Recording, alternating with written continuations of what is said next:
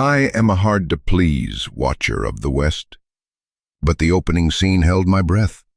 A blade fell into a streak of blood, lay still between two people, then snapped alive when a secret changed hands. 9 horse shadows blocked the gate, the fence wire cut. Stay and see who that blade points to. Sacred ground, or the one you call your own? I saw the knife fall before I heard the cry.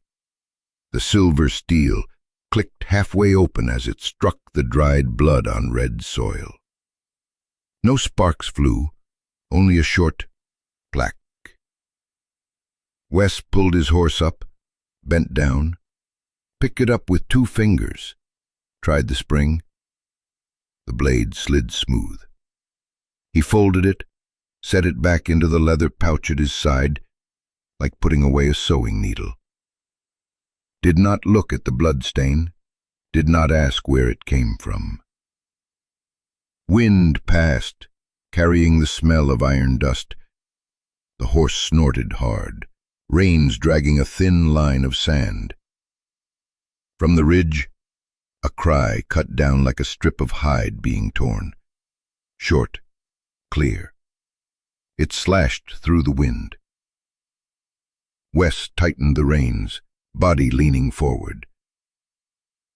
I stopped behind, a few yards away, hand on the saddle horn. Thorngrass scraped my pants, left pale streaks like chalk. No one on this road but the 2 of us, and the cry just dropped from the rocks. The canyon ahead pressed the sound tight, made the heart louder than the hooves. He did not spur forward, just inched along. Fine dust rose, then fell like cooled ash. His nape wet with sweat, hair stuck to the edge of his hat. I looked at the saddlebag. Brass clasp worn at the rim, the flap half shut. Leather strap wrapped once. Old wax still on it. The folding knife was inside, within easy reach. Harmless as a pocket fork. But I had seen how quick it opened. The second cry came thinner, like someone biting down. His eyes cut toward a low line of mesquite. Dry branches stabbed upward like broken needles. The wind turned, carrying sweat gone stale in resin. No fresh blood smell, only sand. The road narrowed, then split open into a flat patch half-walled by rock. A tree trunk slanted down the edge, roots clawing out like fingers stuck in soil. There, a figure slumped. Torn skirt striped with dust, left arm raised a short bow, string pulled to the cheek. Arrow black, white fletching, steel head aimed at Wes's chest. He dropped the reins. Both hands rose, palms out like setting them on water. Boot tip, he brushed sand aside, as if clearing space for something invisible. Then, slow, he unbuckled the gun belt. Leather scraped metal with a sht sound. The Colt dropped into dry grass, heavy, blunt. He nudged it further with his boot. I saw her eyes glance at it, then snap back to his chest like a compass needle twitching north, then finding target again. "Don't move," she said. Lips cracked. Words split into 2 shards, broken in the middle. Bent English, enough to hear. The bowstring pulled so tight, the feathers trembled. Her eyes never blinked. Wes nodded, hands still open. He shifted just enough for me to see the knife pouch show under his coat. The snap scratched. He knew it too, because his shoulder paused half a beat, then let loose again. The knife stayed put. No one called its name. No one invited it in. Dust stirred at her feet. Right knee sagged. slipped an inch, then held. I caught the faint rasp of air stuck in her throat. On her calf, just above the boot, a patch darker than soil, rim-dried, a mesquite thorn stuck shallow, skin swelling faint. She was hurt, true, but her eyes asked nothing. Wes dipped, took the water canteen from the saddle strap with 2 fingers, careful not to jar anything else. "Water," he said, not pressing, a flick of his wrist. The can glinted a dull line. She did not look at it. She looked at his hand, then at his hip, where the leather pouch held the folding knife. I heard leather squeak on metal as the saddle strap shifted. Wind pressed flat along my back.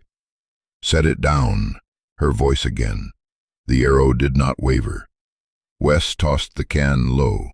It rolled twice, stopped midway. Neither moved.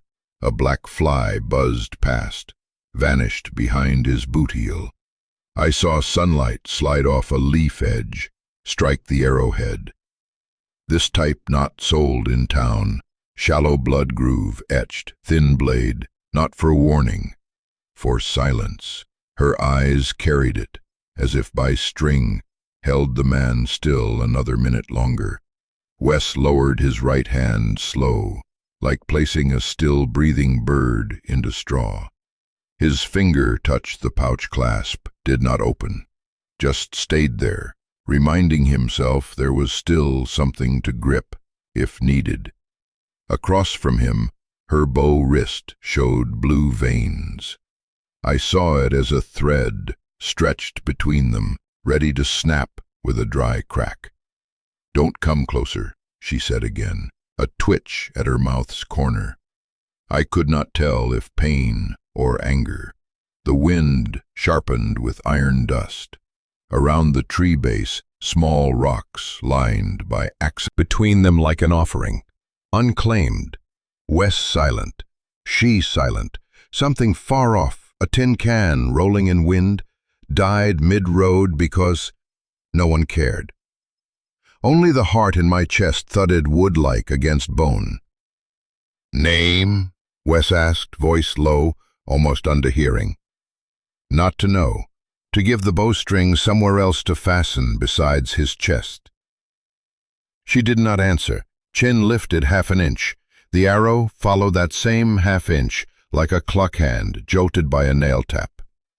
I saw her knee slip again, small enough to notice only by the dust mark. The knife at Wes's side stayed quiet. To others, a neat tool. To me, the measure of distance between a man and spilled blood. Not because the edge was sharp, because it sat in the right place, in the right hand. Wes spoke no more. He let his right wrist go slack, slid off the pouch clasp. That movement unsettled me more than any oath, like watching a man slip the anchor to see if the boat would drift. She lowered the bow by a hair, only that, but the string made a different note, less hiss, but not soft. She tilted her head. Hair fell, showing a small thing pinned close to a skin. A bird bone, smoothed, drilled, a cord tied neat, hidden under her braid. I knew it before I understood what it was. A whistle, the kind used to call a herd or call men, the cry earlier, not the cry of someone about to die. My wrist went cold, as if dipped in a winter well. I lifted my eyes to Wes. He had not seen. He still watched the arrow. She watched him, but her pupils drew tight, like someone who had already measured a distance, resetting her breath. She shifted her left hand, light, like someone brushing stone off a bowl's edge. The bone, almost hidden in hair, stayed still. I knew she had already called someone, or called someone close enough for her to see the face. A man like Wes rarely moved toward a cry. Today he had, and she was watching what he would do with the canteen, the gun pushed aside, the knife still lying where his hand could find it quickest. The wind turned, carrying mesquite resin, ripe, thick as iron smell. He set both hands on the ground, pressed palms into sand, like stamping two marks of brief shelter. Then, without show of caution, he slid the canteen an inch closer to her. It did not roll, only slid, leaving a faint streak. She glanced, did not take it. The bowstring eased half a breath. My own heart skipped one beat, then found back. On the sand near her knee, a fresh scratch, small, straight, not wind, not claw, a mark like where a thin blade had once tested the ground. She had not come here to fall, she had come here to choose. Only then did Wes look into her eyes longer than a beat. He looked like a man scanning ground before stayed silent. But I heard it, like feeling wind that has already passed and still leaves chill. I saw the knife in his side pouch, the clasp shining faint with sweat. I saw his finger twitch, as if recalling the press of a spring. I looked into her eyes. No plea. A measure. A scale set where only those who had run from war for years carried it inside. On one side, canteen, gun pushed away, hands open. On the other, the leather pouch holding the knife, the dried blood on soil, the whistle bone under hair. Wind skimmed the arrowhead like a half-spoken sentence. Sun gathered at the steel edge, cold as well water. "All right," Wes said. One word. He did not move forward, did not move back. Both stood still, like two markers set to measure wind. I heard the small bell at the horse's throat ring once. Only once. Then silence. Overhead, a bird circled, dropped its shadow on the flat ground like a pebble tossed light. She did not lower the bow. He did not lower his hands. The space between the arrowhead and his heart was only enough for one breath to wedge in, then out, without touching. But if that whistle blew again, if wind shook one leaf wrong, if the knife spring snapped a beat late, then all things would change place. I did not blink. No one blinked. The scene held, waiting for a first stroke of a line to be written. I knew I was watching the way a rope begins to strain, though outwardly all stood still. And I knew that knife, once only a neat, harmless tool, had already chosen its place in this story, though no one had yet named it. Wind swept through, thickened the smell of iron dust. The whistle bone under her hair stayed mute. The knife in his pouch stayed mute. The wind passed between them, carrying a threat unvoiced. In this land, silence often is the first hammer. They stood so until their shadows touched on the ground, then parted, and neither looked away. Only I, the one behind, saw the bird-bone whistle slip half a notch out of hair. Proof the cry before, with curtain blocked wind.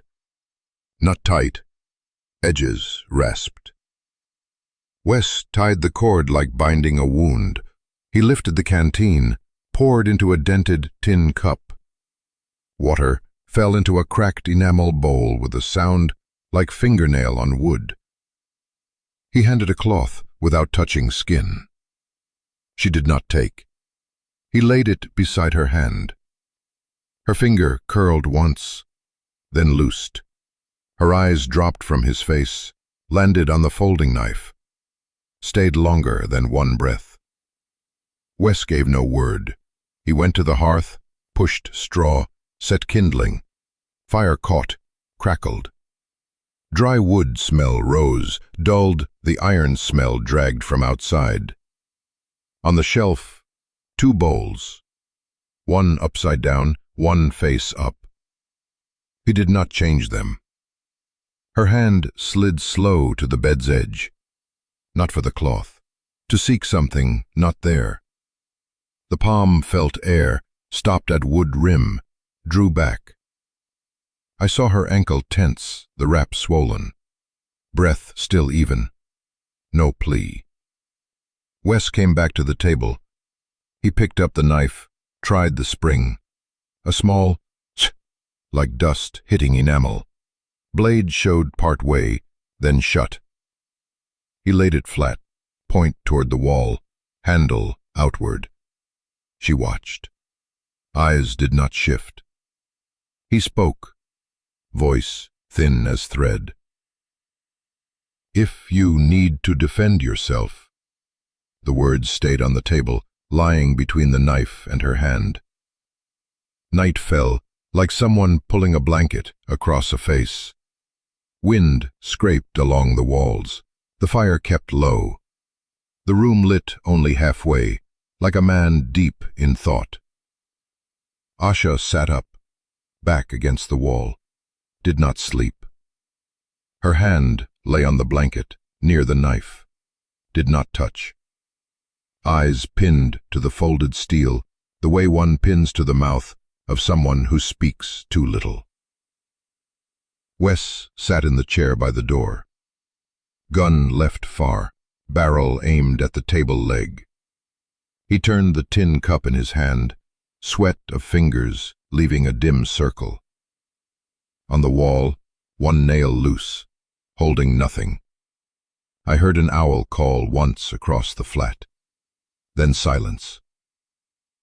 At times, the wind brushed the tin alarms on the porch, a thin length, like someone tapping a blade to test sound. I stepped out, the line of tins still there, but one had slipped from its nail, lay belly up under the step, mouth to the sky.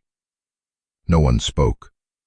I picked it up, hung it back, new rope, old knot. Finger mark still damp on its rim. Not rain.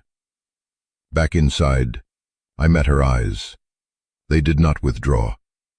In them, the steel glow of the knife echoed the wall, eyes half. I lay not fully asleep, ear pressed to wood.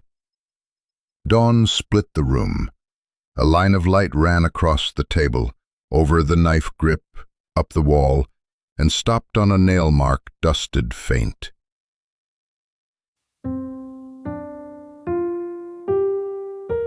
Wild hens called far. Outside the fence, ground wet with dew in low places. I stepped into the yard, soles taking mud. Horse prints cut across the north fence, clear, deep, not ours. Steps long, spacing even, not running. Someone who knew this land.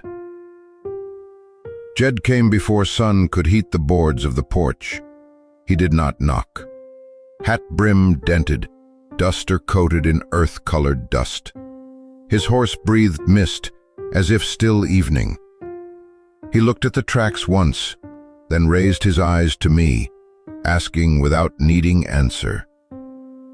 "Someone hunts her," he said, voice no louder than boots on the step, carrying blood and silver. Wes came out, shirt missing a button, wrist vein raised sharp. He did not shake Jed's hand. They stood like 2 fence posts, eyes crossing over each other's shoulders to the fence itself. Jed pointed by chin. Fresh tracks. Overnight. I nodded, added, 1 tin fell.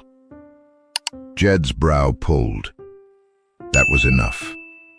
Asha leaned on the doorway frame. Did not touch the threshold. First light cut her face in half. Shadow held the eyes.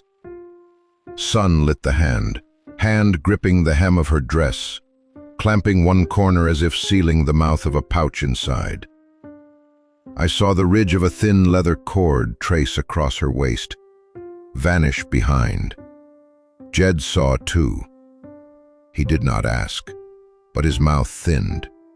Mint from the old garden drifted across the porch, mixed with horsehide. Jed touched his hat, did not step inside, did not stare. Rumor runs faster than horses, he said. Someone's paying for blades to run long. I understood the silver of before. Wes answered flat. Heard. Nothing more. When Jed left, dust behind his horse rose straight, then broke like smoke. On the soil, fresh tracks pressed over old. I bent, set a finger in the groove. Depth different. The one from night pressed heavier. Shoe nails unworn. He carried new iron. Came to stay, not pass. The north gate rail showed scrape on its hinge. Someone had tested for noise before pushing. I returned to the hearth, lit fire again. Asha sat at the table, back straight, hands free of cloth. The folding knife lay where Wes had set it last night, but turned, this time white. The handle slid a little in her palm, did not fall. Wes did not move forward, did not move back, eyes fixed on that small piece of metal. I saw his throat swallow once, like someone forcing a stone down a dry passage. In the room, the only sound was coals cracking into grains like salt. She pressed the spring. Tick. Blade half sprung. Steel caught the light, flared one white spark on the wall, gone quick. She held it so, did not open full. Tip low, but the line from tip to Wes's hip needed only a lift to meet. I stood aside, hand tight on the table edge, palm damp. In that instant, all stilled. The 5 porch tins did not sway, curtain cord did not breathe, a fly on the rim of the bowl did not stir. I heard my own heartbeat shift its tune. Turn, I told myself, lips closed. Asha folded the blade back. Thumb pressed down, spring swallowed in. Clack! She laid the knife back exactly where Wes had set it last night, straight, tip to the wall, grip outward, not 1 degree off. Hand drew back, did not tremble. Wes breathed out without sound. He pulled his eyes from the knife, looked at her. She looked back, steady. No challenge, no plea. Between them, the wooden table still held the dried rings of water from nights past, like tree rings. I could not tell which ring was yesterday's, which from years before. Only that another ring had just been laid down, not by water, but by silence. But the choke did not sit in the knife. It lay elsewhere, the tin that vanished from the porch one night and was hung again by a different hand's knot, the scrape mark on the gate, the deeper hoof prints of a horse not ours, the thin cord across Asha's waist, leaving its line beneath her dress, sign of something hanging inside, not calling, not rattling. I touched the door handle, cold wood. The smell of iron rose again, lifted from the hinge. Outside, the yard spread wide, the fence still. Inside, the knife lay quiet, the morning light running along its point like a snake shedding skin. The stillness thick enough to hear dust fall. Trust had just been weighed, and someone had dropped a pebble onto the other side of the scale. Asha looked at the table. Wes looked at the door. I looked at the space between, where nothing was, but weight pressed heaviest, and we all knew without words, that from now on any lang from the porch would no longer be wind, and the knife, for the second time, had shifted meaning. No longer harmless, it sat there like suspicion given a seat, eyes open in daylight. I heard hooves before I saw the man. Sun spilled over the yard like a wide blade, cutting the dirt into hot and cold halves. The bell on the north fence did not ground. Hair tied back with old leather, sweat traced faint along his temple. He did not knock, nor need to. I pushed the door for him to slip in. "Business," Ben said, voice lower than the fire in the hearth. His eyes went to Asha, then to the leather pouch pressed under her dress. "She holds the sacred land map. Pike is on the trail." No protest, no rush of breath. Asha only set her hand on the table. Near the knife, not touching, her eyes held Ben, then turned to Wes. No nod, no shake. Only let the words stand between the three of us, like a post. The room shrank. Wes looked at her as long as 3 pops of fire. He did not ask, "Is it true?" He only looked, like testing the pull of a tight rope. I saw his throat thump once, as if swallowing smoke. Outside, a sparrow clipped the roof edge and flew off, left no sound. "How long?" Wes asked Ben. "Not past today," Ben said. "I saw his tracks at Dry Creek. Fresh nails, oiled saddle. By noon, the wind carried old powder smell." Asha looked down at the table, at the strip of light laid across the folded blade. Her hand moved faintly, as if testing the wood's grain. Under her dress, the thin leather cord rubbed her side, raised a shallow line. The pouch was there, the map inside. All understood without speech. Wes drew his shoulders straight. "Inside," he said. "Shut the door." We heard wood grind. The fire flared as wind was cut. The room took the smell of pine resin and old sweat. Ben leaned in the shadow, like a post bracing the porch. The fence bell struck once. Not wind, hooves with the creak of saddle leather. Heavy, thick, not hurried. Sand turned, under a measured count. Pike came first. Black horse, brim pulled low, half his face under shade. Left shoulder hung crooked, as if once broken and reset by hand. Behind him, 8 riders spread like a fan, sealing the gate. Gray dusters, patched hats. A few old cartridge belts. Hands near guns, but not on. Dust stood round the horse legs, like stove smoke caught. Pike's voice threw straight to the door. "Give the woman and the leather pouch, or bury here." Wes stepped to the porch, unarmed, door open just enough for one. Ben stayed in shadow. Asha stood behind the threshold, half face in sun, half in the room. The folding knife on the table lay where it had been, blade shut, but mouth open and waiting. "Why?" Wes said, his voice not high, only enough to ride the dust. Pike laughed, sound like dry bones clicking. "You know, you're not a fool. The hide in that pouch. Hand it over, I let you live. Hold it, I dig you under." His chin jerked. Look at Pike. He turned inside, eyes catching Asha, then stopping at the knife. That glance slid over the steel like a man pressing the lid of a coffin to test the fit. No word, only decision in flow. I saw his throat cords stand. Ben did not shift, but his left hand touched the stock of the rifle resting in shadow.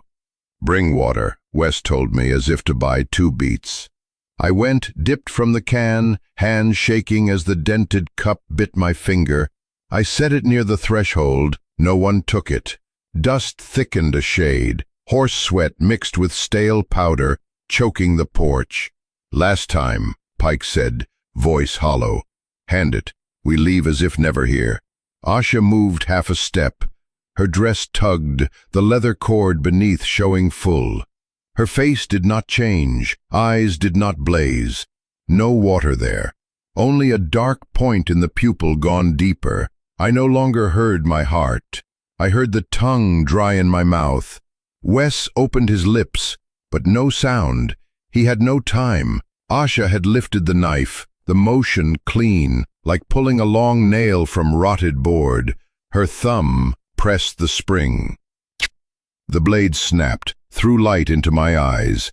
The men at the gate did not yet know whom she meant to cut. They leaned, hands leaving gun butts, hanging half in air. Asha's eyes fixed only on the cord at her waist. She slid the steel into the seam's weakest stitch. Not 1 millimeter wasted. Leather popped faint, like a dry thorn breaking. The cord split. The pouch dropped into her hand, before the ground.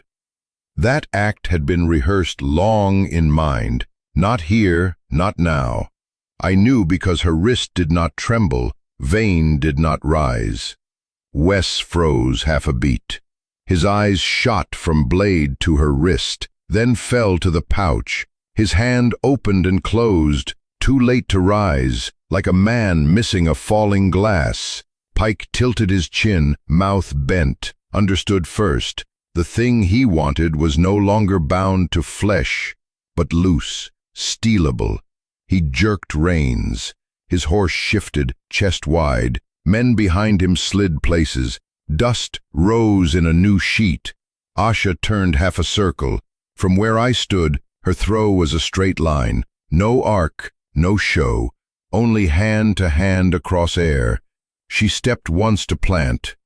Knife still open in her other grip, shining a streak on the floorboards. Her left wrist cast. The pouch left her palm like a stone dropping from a well's edge. The instant the pouch left her hand, the room emptied of sound. Fire in the hearth went mute as if sealed in glass. Porch bell kept silent. Dust held. On the table where the knife had lain, a faint warmth of her finger still marked the wood. I looked at that mark, felt my lungs jam. The pouch crossed the threshold, heel, toes lifted like a man about to spring but holding. The others, shut mouths, lips tight as if holding a blade in wood. Only the horse on the left breathed hard, blowing white mist. Asha's wrist held the throw 1 beat longer before dropping. The knife in her other hand not folded, steel still lit, but pointed at no one. The smell of sweat on her grew, mixed with cut leather. Her eyes, no longer on Pike, not on the pouch, on Wes. In that gaze there was no sorry, no explain. There was a command, unsaid. Live. I heard that clearer than anything shouted at the gate. Pike slowly lowered the pouch to his thigh. His fingers traced the seam. The edge cut lay close, neat, even. He knew at once. She could cut a man's throat as clean if she chose. But she had cut her own binding. He looked into her eyes again, then let out a short laugh. Not joy, not cruel. The laugh of one who had measured a room, found the door, and knew the key. Wes did not step forward, did not step back. He was locking a growl in his teeth. I saw his jaw stone tight, the faint taste of blood opening at his lip as if he had bitten soft flesh. His fist closed white. A drop of sweat fell from his elbow to the floor, broke silent. Ben leaned for an angle, then stopped. No shot. No dive. At this range, any blast would rename the fight to burial. All knew, most of all Asha. She was the one who tied this knot, then cut it herself. A small wind slid across the porch, scratched the knife in her hand, drew a sound, thin as a pin. It ran through my chest like a small blade. At the gate, a rider cleared his throat, then stilled. Above, a hawk wheeled wide. Its shadow slid across Pike's shoulder, Wes's face, then broke on the wall. No one stopped it. No cry. No word. Only one thing had changed hands in daylight, across a straight line, with a blade still open, but no blood. The pouch lay in Pike's hand like a cut already done. The gate still, porch still, the room stood still, around the faint light mark left on the table where the knife had lain. I saw that mark and knew, from here, nothing would fall back in place. And the choke, the true choke, lay in the empty space just filled by a throw. And left empty, red line split at his skin. Small, neat, his blood. It spread thin across steel, curved along the edge. The knife breathed faint iron. He clenched until joints turned white. On the table under the handle, a round stain of blood set. Asha stepped half a beat forward, then stopped. No word. Ben set a hand on my shoulder, pressed once, a sign. Enough. He slipped back into mesquite, vanished like a shadow drawn into trunk. At the gate, the last dust drifted. Sunlight broke into shards, then flattened. The tins no longer rang. Inside, the hearth still smoldered. I fed wood. Fire took, popped resin. Asha set an enamel bowl on a chair, lifted the canteen. Water struck enamel clean. No grit. Wes sat across, wrist bleeding. Knife laid flat on his knee, point at the wall. Each breath made steel shift 1 millimeter. Night fell quick, like a heavy blanket pulled tight. Wind at the porch turned, slipped the door crack, dragged cool across the table, across steel. No lamp lit. The fire, enough. Asha washed the wound. The cloth went white to gray to brown. Her nail pressed the band's edge, bloodless but pale. Her hand shook just enough for a drop to fall wrong. One drop fell on the knife in the small basin at her side, the basin used for soaking blades. No ring, only a drop. It sat on the spine like a wet eye.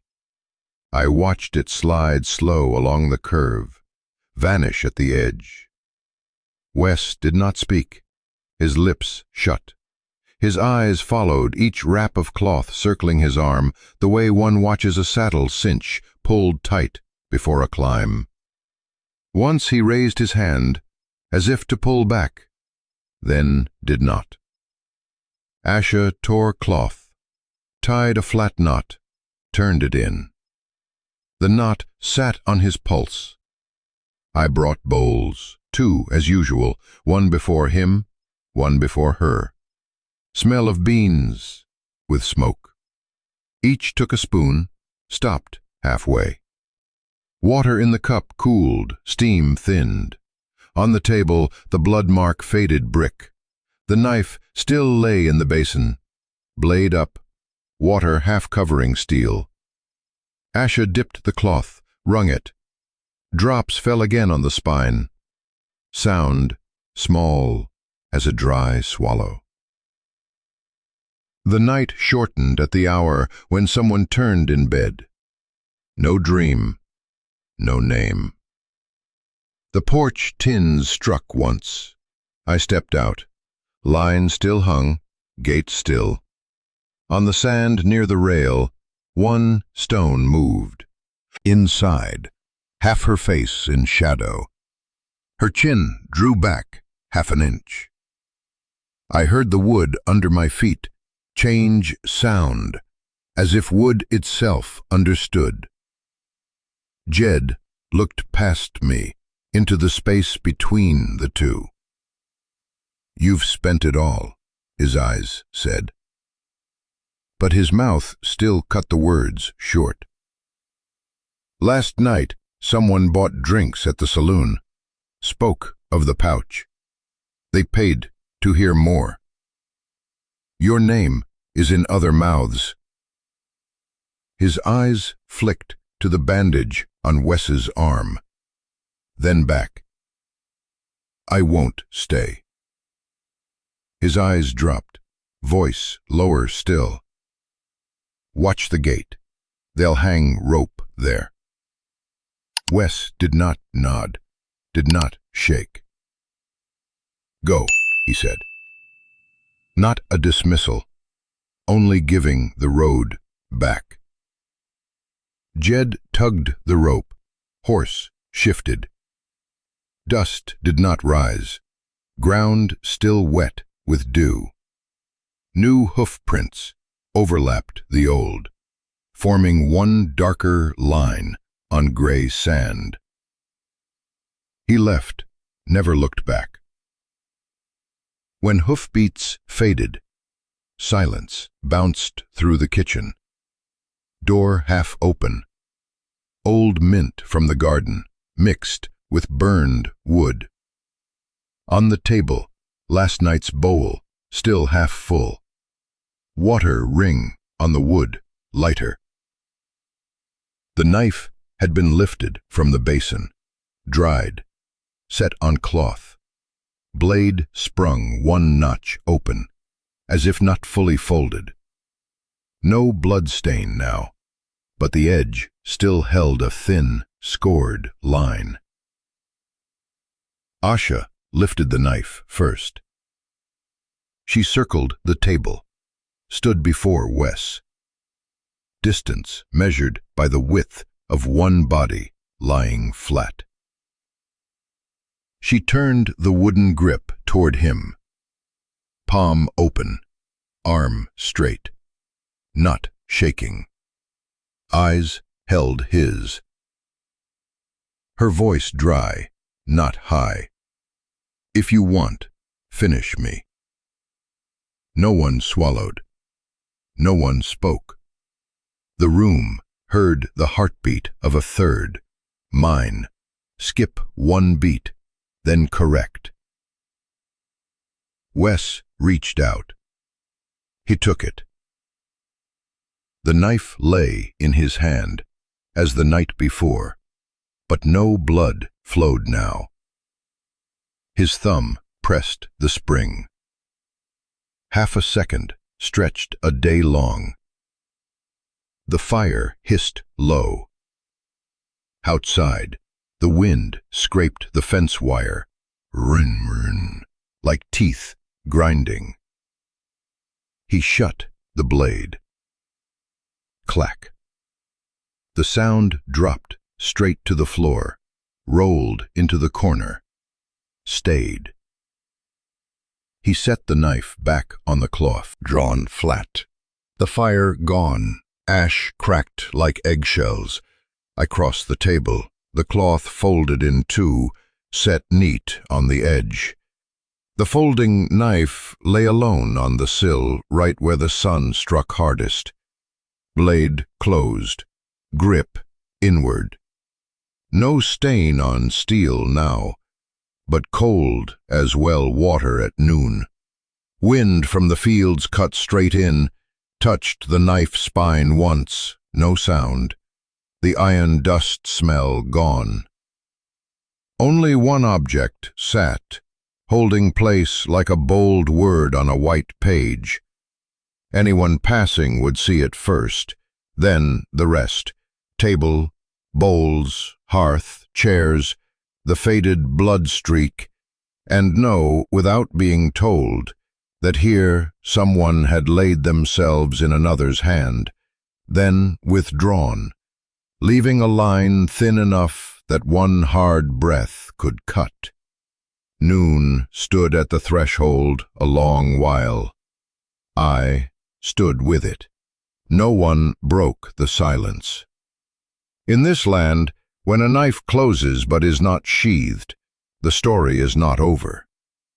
But the house is already empty and cold. I woke at the sound of the door, not a knock, not the wind. Hinges scraping wood, hoarse and thin, like a sigh through teeth. The yard wind still held night, mesquite resin mixed with old ash. I raised the curtain half a hand, looked out. Sky not yet full. A line of light taut as thread across the fence. At the porch, fresh footprints pressed the fine dust on the steps, smaller boots than men's. The left heel left a faint tilt, like an ankle once swollen. The tracks ran straight, did not turn, cut toward the north gate. Where the soil dipped soft, the mark sank deeper half an inch, showing a light bag on the right shoulder. I bent close, touched the groove edge. Soil still cool. Dew clung to my skin before I could draw back. Behind me, the door still half open. It shifted once more, then stilled. In the threshold, Wes stood in shadow. The bandage on his arm had darkened smoke gray. He did not step out, did not call. His eyes fixed on the space between the gate and the shape just vanished. Like a man watching a beast slip into brush, but too breathless to follow. I walked to the yard. The bell on the north fence hung to one side. The rope cut, not slipped. The cut edge clean, fibers splayed like fishbone. On the post nail, one thread clung, loose. I tugged the line. The bell silent. Along the fence, the other alarms still hung, but the still were left. One bowl, cold, dead. Bean fat congealed to a thin white skin like lime. Edges dotted with dust specks stuck fast. Spoon askew. Handle turned to the edge. Bowl end down, leaving a dried ring. Water rings nested into water rings. Tree rings in wood, dark and pale. No chair moved. Nothing cleared. At the hearth, ash ungathered, surface pressed with a small hollow the size of a fingertip, as if someone checked for ember, then left. Wes stood in the doorway like a post, his eyes fixed on the cold bowl, lip shut, jaw drawn. The pulse at his neck beat under skin like a knuckle tapping. Steady, unshared. I heard his breath, heavy once, light once, like a man used to leading a horse through bog, not quick, not wrong. I went to the corner where coats hung. Ash's coat gone from its peg. The thin strap that crossed the coat still there, its end cut. One long, one short. Cut edge flat. Weave fray slight. On the floor, one black hair, longer than a handspan, clung to the table leg. End curled, as if dragged over a corner in haste. Ben was not in the house. His heel marks from last night still stamped on the porch edge, beside mine. The stable quiet. Reins hanging slack. Loops knocking once when wind slipped through, then still. On the sill, where yesterday the folding knife lay in sun, now bare. Light traced wood with no steel to break it. I heard something faint. Not wind, not bell, a dry ch, like a grain of sand falling in a shell. I turned. The knife lay on the floorboards, not on the table, not on the sill. Alone, bare, right where a boot heel would set to turn. Blade full open, not folded. The spine drew light into one straight streak. The point faced the porch, as if just finished pointing the way. On the dark handle, one new pale smear, a dry finger mark, length of a knuckle. I crouched. On the blade, near the spring, a few hemp fibers stuck, pressed into a dull mat like dried moss. Pale gray, the kind from bell ropes and gate ties. Along the edge, 2 fresh scratches ran parallel, half an inch, as if pressed through thicker strands. The iron smell faintly rubbed by cloth, mixed with the tang of ash water. Someone had washed blood here the night before. Wes did at the dirt road, blurred in wagon ruts, lost. The path aimed toward the low hills, marked by the stump oak. No leaves, branches jut like fingers cut short. Along the alarm line, the tins hung still.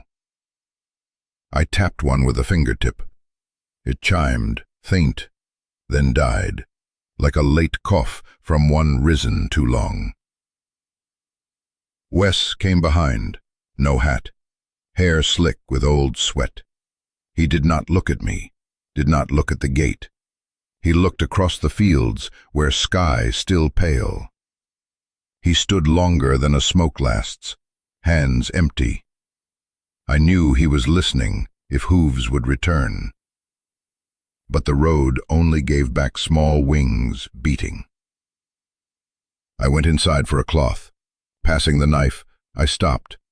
Half of me wanted to fold it, the other half to leave it, so the next to enter would know the axis here had turned. I did not touch, left it bare. Looking longer, I saw another thread caught on the point, a strand of rough gray-brown cloth, the size of a seam line inside a coat. The cold bowl still there, ash unturned, still capped the hearth like a sleeper. The table held old rings and a new line, faint, drawn by the blade last night when someone slipped or chose. The scratch shallow, diagonal, enough that the next hand, set there, would feel the skin catch. Morning entered the house 2 ways, through the front door and through the cut at the gate. The light split the floor into the shape of a long knife, shadow of the steel matching the door edge.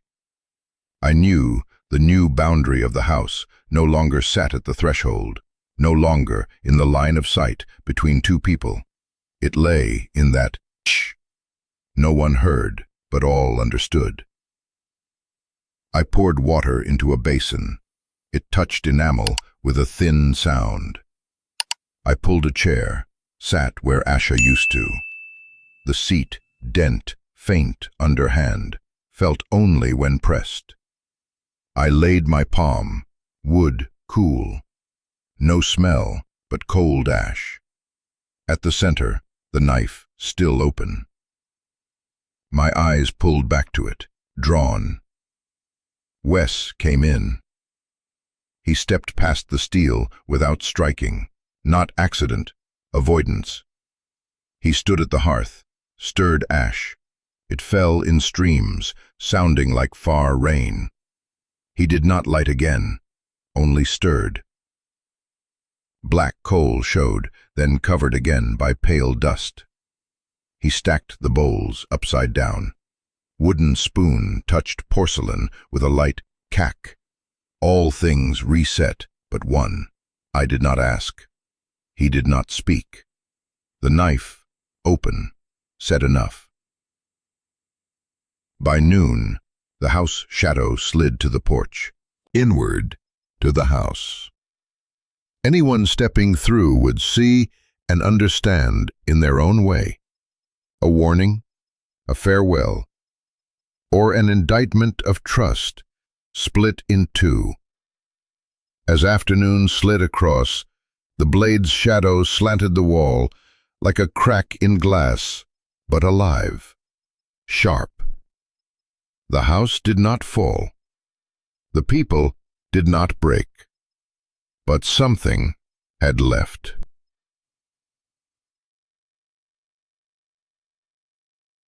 The proof lay there, unwritten, needing no witness. A folding knife, no longer folded, blade sprung, breathing cold, speaking for all the words unsaid these past days. In this land, men raise markers in stone. Here, this morning, the marker was steel, cold enough to hold a story's name longer than ash, longer than water rings on wood. So long as no one touched, so long as it lay open on the floor, pointing north, toward the gate where footsteps had gone without turning. In the end, only the open blade remained on the floorboards. First time, harmless. Second, suspicion. Third, proof. The map had changed hands, the gate rope cut clean, the stew bowl gone cold, the ash unswept. The rest was silence. Call it betrayal, or a cut meant to spare life. Handing over a secret to save a soul. Right or wrong? And forgiveness without trust, does it remain forgiveness? If the choice fell to you, which way would you draw the blade? To guard the land, or the one beside you? And you, toward whom would you turn the knife? I will not answer for anyone. In this land, decisions cut like steel, and the wounds are slow to heal. Look back at that folding knife, the smallest thing in the story, and tell me, which blade cut deeper, the steel edge or the silence held between two people?